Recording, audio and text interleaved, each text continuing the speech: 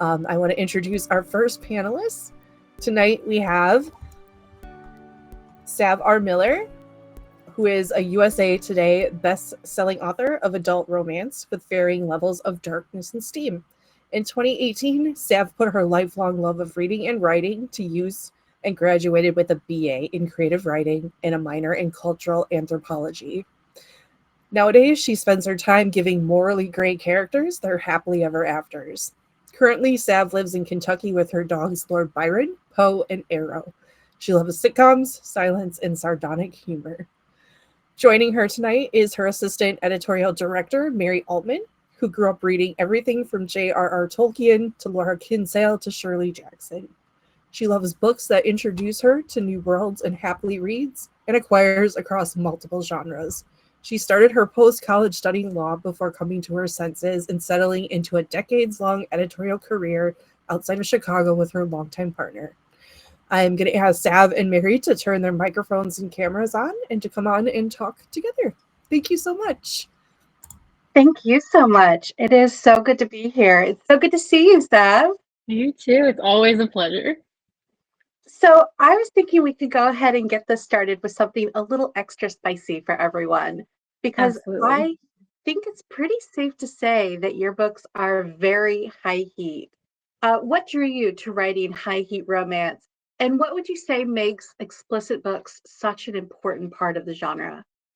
So I think what drew me was just how fun high heat and spice were to write and to read. Um, it was really refreshing to get to experience these characters who were having these intimate relationships, but just because they wanted to, like having, sex because they enjoyed it and because it was something that they wanted to do.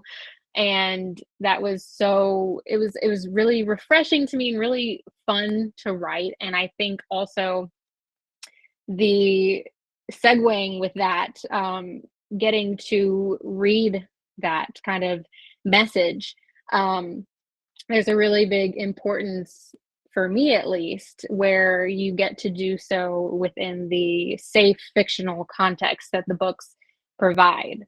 So I don't think that importance can really be overstated. Yeah, I totally agree. There's something very political about our bodies and romance in general, of whatever side that you fall on. So that is really, really great to see that reflected in your book. But speaking of your book, if you and I were meeting for the first time, what would be your quick elevator pitch to me to sell me on Promises and Pomegranates? So, Promises and Pomegranates is a dark, sexy, twisted romance where a cold and calculated mafia doctor becomes completely enamored and obsessed with his mafia boss's daughter. And he decides to ruin her wedding day, steal her away to his secluded little island, and basically keep her forever, very much in the vein of Hades and Persephone, which is obviously what it was inspired by. What do you think it is about Greek mythology and Hades and Persephone specifically that really lends itself so perfectly to this kind of modern romantic interpretation? And what inspired you about their mythology specifically? So I think the gap between dark romance and Greek myth, for me at least, it wasn't really a wide distance.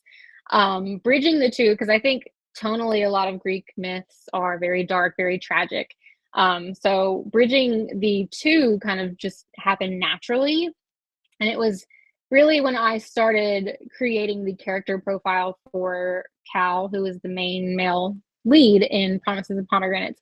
And I kind of started exploring him and his background. And when I was creating this character who everyone around him kind of perceived to be like basically the embodiment of death, um, but have him be this like misunderstood kind of villain, it very much, I think, lent itself to what I see also in a lot of modern interpretations of Hades, and that he's a villainous character. But when you look at like the mythology of Hades, he really was this figure who was assigned the underworld. He was assigned his lot in life. He didn't really get to pick it, and his perception just kind of grew from there, but he was really this like impartial kind of ruler. And so when I wrote Cal, that was really what I wanted to emphasize. And I thought that the like duality of those two kind of coming together in a person um, just felt really, really human. And so when I went on to create his Persephone with Elena, I wanted her to embody all these things that Persephone is associated with, like rebirth, springtime, fertility, all that stuff. But I also wanted her to be a character who was like this formidable woman who had agency and who could stand there and look death in the eye and decide that she was choosing him.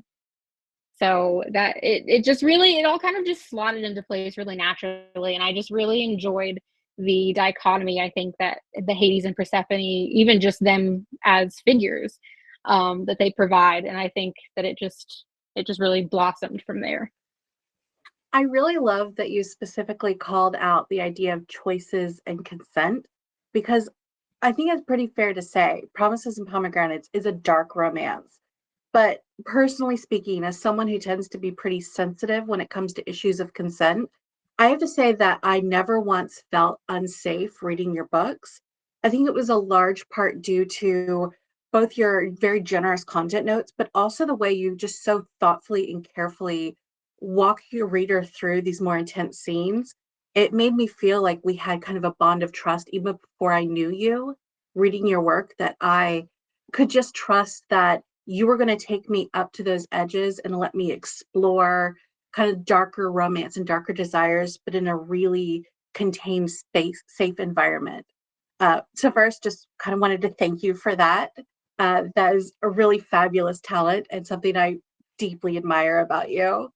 My question is, what drew you to writing the dark romances, and how do you go about finding the ways to find those safe to explore spaces for the readers?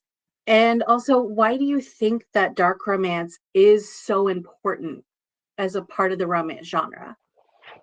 So I think what drew me to dark romance in the first place was just I love getting to explore the like moral ambiguities and kind of toe the lines of what's right and what's wrong. And I think that it's just such a human experience to kind of fall somewhere in between on the spectrum. And so I think that, first of all, I'm really glad that you think that I achieved this very well. Because I think that dark romance is so important for that aspect, but also I think that me as the author, I have kind of a responsibility to my readers that if I'm presenting you with this thing that I want you to open up and consume and enjoy, that I provide you with the tools to appropriately do so. And so, what I aim for with my content notes and my author notes and just the marketing in general is making sure that you can make an informed decision when you go to pick up my books and know what you're getting into. And so, I think that that is something that I have the responsibility as just in general, but then also my approach with the characters is that even when they are encountering these like dubious situations or these towing the line scenarios, that there is kind of a situational awareness that they have, um, where everything that's going on is kind of like they know why it's happening, they know what's going on, they know how to get out of it if they needed to, they know that they, either they want it or they don't, whatever the situation may be. So even when the power dynamics might seem like they're off, or the situation might seem like it's dubious because these are dark romances, I want the reader to still be able to recognize in the character that they are aware, they know what's going on, they have this knowledge, they are acknowledging the dubiousness of it, and they are still like consenting to it in that regard. And for me, that's just really an important kind of aspect that I strive for when I'm writing those particular scenes. Yeah, I really, really appreciate just your thoughtfulness in the way that you approach pretty much everything that you do. And that includes the bonus features. So you and I are working on a deluxe edition. The whole series is going to come out as super deluxe fan service content. And one of that's going to be like illustrations that are in it full color. But part of it is going to be author annotations throughout the entire series.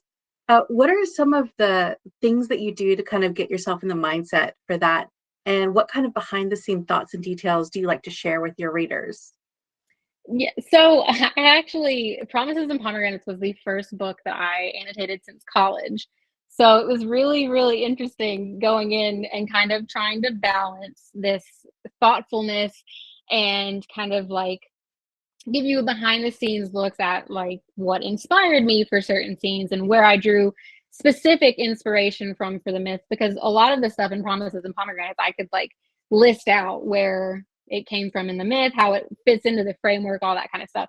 So I tried to include a lot of that so that I think the readers could appreciate that on a more technical level. Um, but also, it was the first time I'd read the book in 3 years. So I was reading it with completely fresh eyes, and it was so exciting. And I really enjoyed it. And I wanted my annotations to emphasize that I was having a good time so that, I felt like we were kind of experiencing it all together. So that was kind of what I aimed for. So some of them are like more unhinged than the others, but that's just my approach. I don't know if it's right, if it's wrong, but I had fun doing it. The more unhinged, the better. Those are the most fun to read. And it makes me feel like, as a fan, I get to know you better, which I think is Yeah. just the best part of those. So in order to wrap us up, one last question, just to kind of tease everyone a little bit, because Promises and Pomegranates isn't just the beginning of the Monsters and Muses series. You're actually right now editing your Dark Academia inspired spinoff. Can you give us some hints and teases about what's in store for the new Monsters Within generation? I am so excited for this new series, and it has been such a struggle to not just spill the beans about literally everything. But I think that readers who have enjoyed the Monsters and Muses series are going to really enjoy seeing their familiar characters, and especially they're playing these new roles that we have not seen them in before, which I think is really, really fun and really exciting. And there's going to be twists, mysteries, lots and lots of lore, decadent world building, and of course, it would not be a Sav R book if it did not have romance and spice. So, very Yes. excited. Speaking of spice, the art you sent for it, if I did not work in romance, it would be not safe for my work. Woo.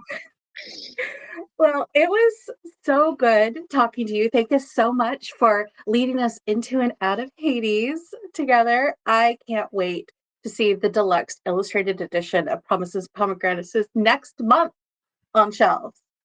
Yeah, I'm so excited. I can't wait to hold it. Thanks everyone so much. Thank you.